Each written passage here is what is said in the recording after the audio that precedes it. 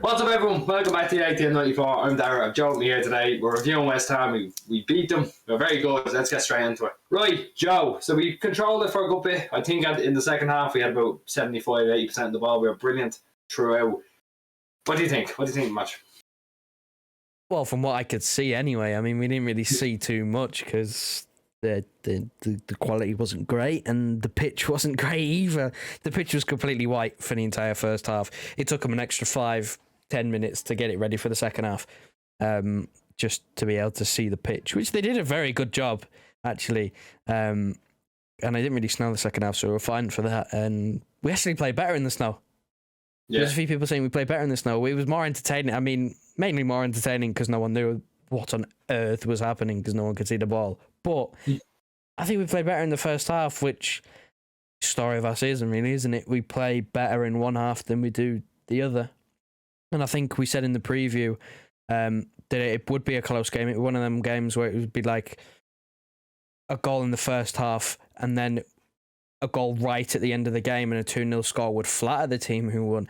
And we won 2-1, and that was the case. We scored in the 30th minute. We were holding on, and then we scored in the 88th, 89th minute again. 89th, I remember beating. We held on in there, and we got the win. We got the 3 points, which is the most important thing. Obviously, disappointed that we conceded at the end. We didn't get the clean sheet, but we were right in terms of the way the game went. West Ham set up in a more defensive counter-attacking system, and it kind of worked. It almost worked. They had a few opportunities, not many, but they stopped us from really getting any momentum in the game. We didn't look like we had most of the ball, but we didn't look like scoring loads like sometimes. Yeah, but look, it was hard to keep the ball on the floor. It was hard to it's hard to keep control of the possession like we did, and I think we've done it very well, especially with the snow. There was trouble getting passes along the ground, and I think we still look pretty good. Like it says a lot. Even a blizzard can't stop Man City's football. But a man I want to talk about today is Ilkay Gundogan. I predicted him to have a big game. I think you said we said in the preview that he was having very quietly good games lately. And he just went out and proved today. He fucking ran the show. And he got a goal. And I'm pretty sure, did he get the assist? He got the assist. The assist, there you go. That's what I'm saying. Like, the man is... He could be back, Mr. Whip. He could be back. You know, it was pretty cold. That's what brought him out. It was freezing. Too cold for a 99, Joe, wasn't it? Never too cold for a 99. I'm so glad he's back because he started the season so slow. He did, let's be honest. Like, He scored a couple of goals here and there, but he wasn't himself from last season, which would have been very hard to do because it's very hard to keep up that type of season. But he got City's man of the match, EA Sports man of the match, got our man of the match. I mean, he was the best player on the pitch. No one was too standout. It was a fairly routine performance. I don't think I can pick many players who were like head and shoulders above the rest. But he was the one. He was the one who obviously got the goal, the first goal, got the assist for the second goal. He's looking really good, and he's making it so that we're not missing De Bruyne again. He does this. He did this last season where De Bruyne was out for a month. We don't miss him at the moment, which is all credit to him and how good he has been. And, you know, again, like you said, he's been silent in doing it, but he just continues going. He has this, I think Gundogan's always had this weird mentality. He has it so when City really, really, really need it, he'll turn up and he'll be the best player on that pitch. We saw it last season. We've seen it a couple of times, even the few seasons before. He's just when he thinks he can get a sniff of the first team as well, straight away as in consistent first team football, he'll go out and play like that. And again, like you said, credit to him. I thought it was fabulous again. And before we go into the full player ranks, there's not much we can say about the game because again, we're watching it on a 360p stream. We shouldn't say that, but we were. Raheem Sterling again. I think did we end up settling on an 8 before we go into it? Yeah, we settled on an 8. I thought it was great again. His runs at the byline now, you can really see he's playing with that swagger, that confidence again. He's back in full force. At least in his head, he's back in full force. He'll start running at people again. He's not going to pull up. He'll do whatever. Joe, before we go into the player ranks, how's about him? What do you think? Now, I think we were debating between 7 and 8 because I didn't really notice him too much. And that's just because there was a lot of players who I didn't notice. I don't think I was fully paying attention at times. I found it hard because it was just the ball was just in the middle of the pitch for so long, and I wasn't really too interested. It was hard to watch the game just because of the quality. But it's encouraging to see that he still is, regardless of him playing on the left, he still is cutting to the byline and, trying to square it. He's still trying to do that regardless of where he's playing. And there was one instance where we almost scored, Jesus almost scored, and he's on the left, and he absolute great ball with his left foot to Jesus. And I think that's the moment where Cresswell hits the post and has to come off injured, unfortunately for him. But, great ball from his left foot. And that shows he's got confidence because he used his left foot. And he wasn't anywhere near the byline. And in fact, I'm pretty sure he hadn't even reached level with the 18-yard box on the left-hand side. So it shows he is gaining confidence, and that's what he needs. And that's what we need. It's a squad game. We need him to be firing again. And, recently he has been.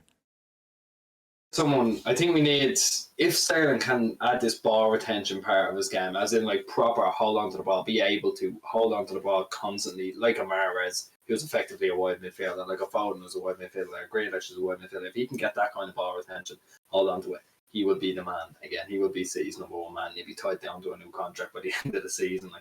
But look, talking about players, we'll get into the player ratings now. Right, so we have the player ratings up on screen there. First up is Edison, a 7. He was fine. He couldn't do anything but the goal. It's a great shot, great finish. We didn't get the clean sheet, right? Next up was Cancelo, got an 8. I thought he really came into it in the second half, especially the last 15 and 20 minutes when the spaces started to open up. He was able to get in there and capitalise on the spaces and create a few chances. Laporte, I've just seen Laporte got a 7. I thought we were going to give him a 6. Laporte got a 7. I think we've decided I'd be leaning more towards a 6. I didn't think he was brilliant. But Diaz a 7 as well. I think Diaz goes one rating above Laporte no matter what, but it's fine. And then Walker gets an 8 as well. I thought the defence was just good. They didn't really have much to do. Walker, again, his attacking output has just been brilliant for the last 2 months. And again, it's gone silent. Like we talking about Gundogan, it's gone quiet. His attacking output has improved. It's just gone up and up and up and up and up, and he's irreplaceable at the minute. You're not getting him out of the team at the minute, Joey. No, but at the same time, I think the bar for his attacking output to begin with was just so low that it was hard to get worse, really, anyway. But it's good to see that he is improving, and he's in his 30s and he's getting better. So, he's showing willingness to improve still and add new elements to his game. But on the rest of the defence, Cancelo is just there. He just does what he does, really. He was everywhere. I know you like a heat map. I'd quite like to see a heat map because he was here, there and everywhere, right, left, centre. He was all over the place, but it was controlled chaos like normal. He's always everywhere. And Edison, again, could he have done anything with the goal? I don't think so. I think he's unlucky to concede it. I think he gets too much stick for me from some people saying that he's not very good and it should be Stefan. I think... No, not a chance. And you're a spoofer. That's what you are. If you think that, you're a spoofer and a liar, right? In terms of Laporte, Diaz was better. Although I didn't notice him too much because he didn't really have too much to do. I think the Laporte 7 comes from he almost gave away the pen. Reckless. He got close to the ball, but he didn't win the ball. If buts maybes, he didn't win the ball. Picked up that yellow card. Could have given away a penalty. He wasn't great, albeit not much to do. Hit the post in the first half. Again, supplying that aerial threat that he normally supplies. He's probably the best defender we have for it. So, look, at the end of the day, he's had worse games. He's been sent off. And for me, I think you said this off camera, I'd still trust him over Stones at the moment. At the moment, at least, anyway. I just want to put it out there that I saw a meltdown on Twitter after that yellow card from Laporte, right? He is one of the best centre halves in the world. Everyone just piled on him straight away because of a foul. He was very close to getting the ball. That genuinely is not the reason that I have him under Diaz. I just thought Diaz was better and Laporte was just fine. It's basically, if Diaz gets a 7 for me, Laporte gets 6. If Laporte gets 7, he gets an 8. It's basically how I'm putting it. But everyone's piling on him. I think just give it a rest. You look at Stone saying he's a good player. That doesn't mean that Laporte has to be shit. It's like last season, everybody said Laporte was shit. Then he came back. Now he's lethal. You know what I mean? Don't be... you're hearing it from me. Don't be so quick to judge, right? We're going to midfield. Rodri gets an 8 again. he's just there, isn't he? He's just man just putting in performances every week now. We're leaving it. We can't talk about him anymore. Bernardo got an 8 again. It was just a run of the mill average performance for him. He's got. I don't think there's been a review now in which we haven't given him an 8 in about 7 matches. Joe, do you think? I think there was one maybe a couple of games ago where we gave him a 7, but he's still a 7. Fuck! Sorry. Continue. Right. Gundogan gets a 9. He's man of the match. He was brilliant. Brilliant again, right? We said it in the preview.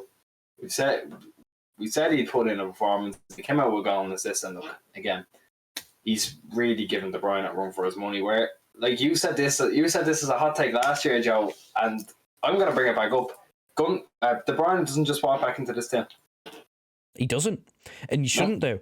He shouldn't do. He doesn't have a right to. No player in the world, unless your name is Lionel Messi or, let's be honest, Cristiano Ronaldo. He's up there in that conversation. He's not playing now, Joe.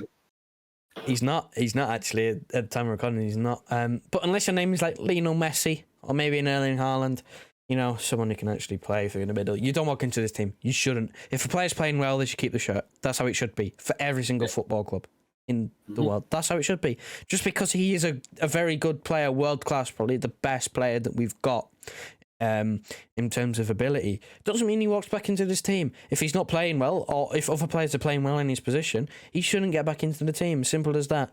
I think he will do because he did last year, but he shouldn't. Yeah. He should have to work his way back into the team.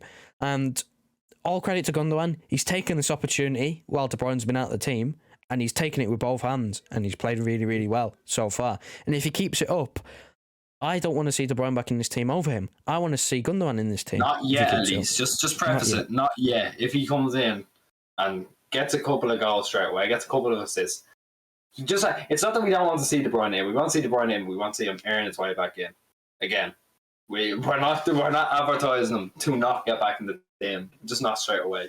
He'll be a better player. He'll be a better player. He'll play better if he works his way back into the team because he's going to have to work hard to get back into the team. Because even if you look at the front three, like, okay, you could play De Bruyne at a false 9, say. Who would you drop out the front three if they're all playing well as well? Like, he's going to have to work his way back into the team. That's how it should be. But enough on that. I think Rodri, I can't get enough of his forward passing. It's actually incredible at times how much he just progressed as a footballer. Like, he plays so many progressive passes now. It's unreal. And it's now becoming, we say this about Bernardo, it's becoming standard for him. He just had a good game today and he gets an 8 because that's what he does at the moment. That's what he brings. And then obviously his counterpart, his second fiddle, club captain Fernandinho, coming off the bench to score a goal. He scored. He did score. But he's keeping him out of the team, which he didn't do last year. Yeah, look. And we would have said, I remember coming into the Champions League final, we were screaming for Fernandinho to be the one to start. He didn't start. You know he didn't start. I know he didn't start. But Rodri is immovable at this moment in time.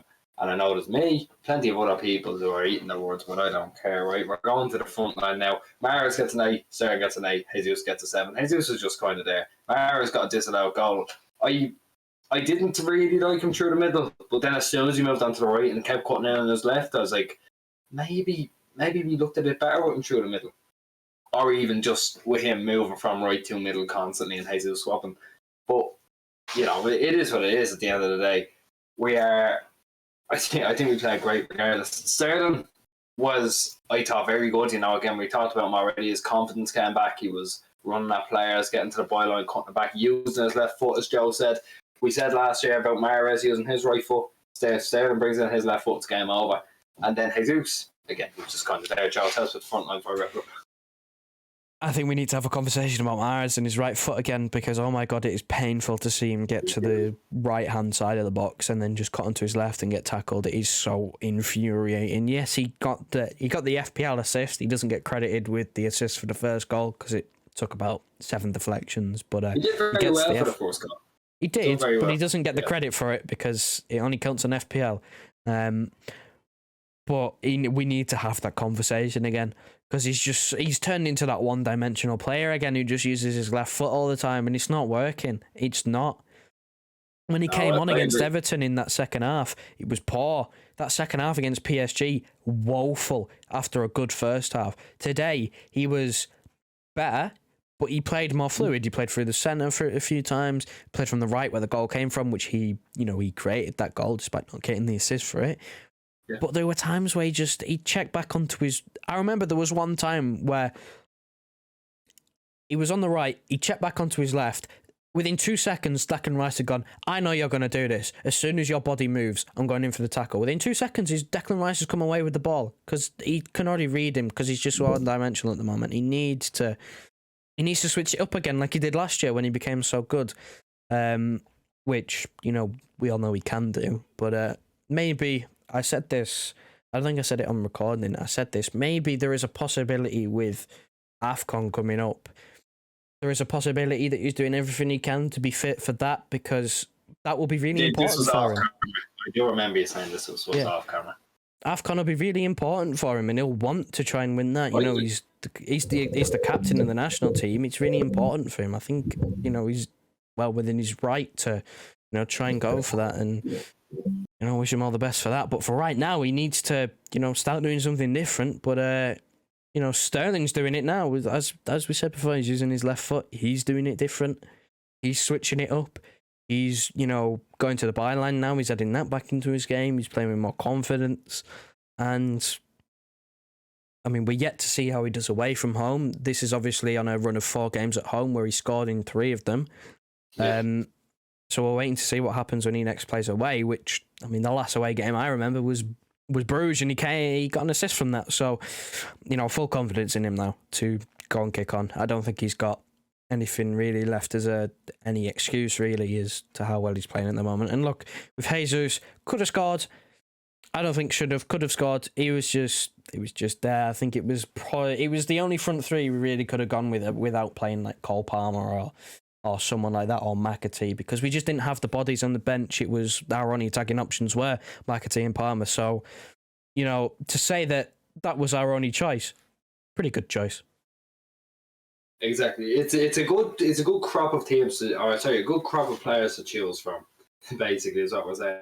If it is our threadbare front line, then it's a great threadbare front line, and it's a lot better than a lot of Premier League teams, which is crazy. But we went out, we got the job done. West Ham put the pressure on us at the end. We held out well enough, and look, we got the 3 points. That's what matters. It doesn't matter if we concede or not. It doesn't matter. Ultimately, I know Pep will be fuming. I was annoyed when I went there, but I didn't care that much because I knew it was over. And the 3 points are going to be massive now. We wrap up the month with 5 games, 5 wins. We're getting ready now for December. It's going to be a long one. We'll talk to you as far, right? Go on.